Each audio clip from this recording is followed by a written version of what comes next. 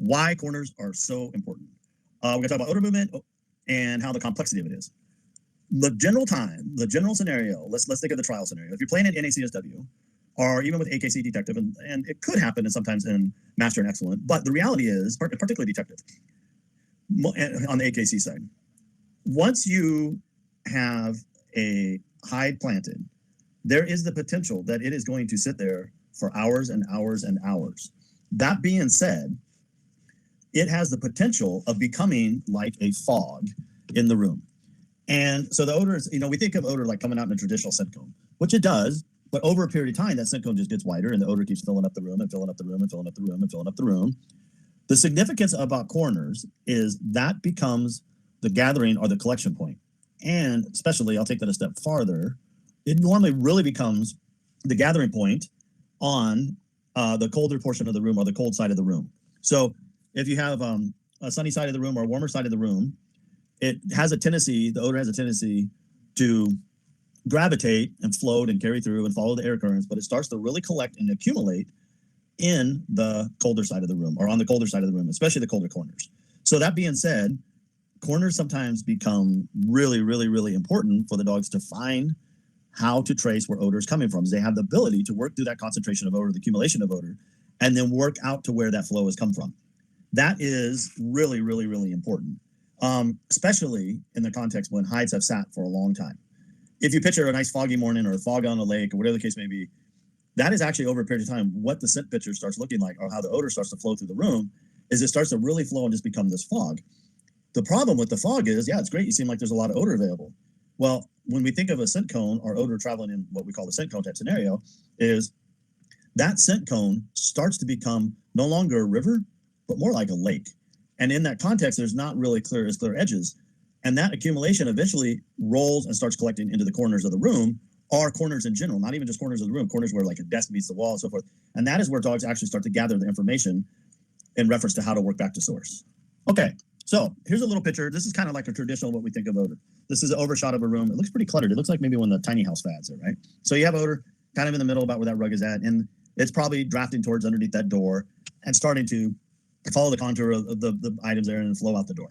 This scenario is probably, just hypothetically, I'll take an educated guess, between 15 and an hour worth of set time, okay? 15 minutes to an hour worth of set time is pretty natural like this. After the 30-minute mark, it starts to carry a little bit different. In fact, I can even take that a step farther.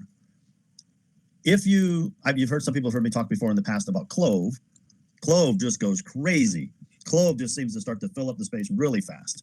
So clove is great for outside hides where you have good consistent airflow and no walls to trap it. And cypress does a little bit of the same too. It just really starts to become a fog. So now here's the same room that has been sitting now probably for more than an hour. And if you notice, the red is starting to kind of fill up everywhere, and the corners are starting to become the collection point. The reason why in the drawing, to just kind of emphasize here in the picture, the reason why I picked the left-hand side on the screen to make the accumulation stronger is if you notice, there is a door there, and there's probably some drafting underneath the door, which is pulling. But more so, you have a bright sunny window there that has the sun glittering in it. So in return, the colder side of the room is going to start collecting a lot more. So eventually, your dog has to kind of work through that whole fog of odor, and they normally can trace it back from the corners is where they find the gathered information. Or they gather the most information. Now, I talked about things being, other than we think of corners being more traditional, just the spot along the wall, spot where in the corner of the room. But there's also different type corners. So here's a picture of I guess you call it like a hutch or a cabinet, right? So if you notice, I have arrows where the cabinet is kind of meeting up to the wall. Those are also corners, and those also become collection points all along that from the top to the bottom. And then there's a chair in the left-hand side of the picture. That is also a corner. Those are also become collection points as time goes along. And that becomes a good concentration of odor. Another thing, not trying to relate to past webinars, but if anybody watched the pooling webinar, corners are notorious for pooling. And some of the same steps that you use for combating pooling odor, later on as a handler, you can use the same things. And I'll talk about that once we get into there. Corners help to me, corners are like a trail of breadcrumbs, providing a path to where the source is located. I remember, this is in the late 80s, maybe 88 or 89 timeframe, with one of my very first certifications. I remember I had an instructor that kept always pounding, like, you got to make sure the dog goes from corner to corner, corner to corner, corner to corner. So in this certification, I knew I could have a blank area, but I knew that there could only be one blank area, and I'd already actually had a blank area, so I knew this room that I was searching could not be blank, right? So actually, I should say one element could be blank, not just necessarily one room, but one whole element could be blank. Now there could be, like if you're doing a barrack search, there could be blank rooms, which there was a lot of blank rooms, but like dorm rooms.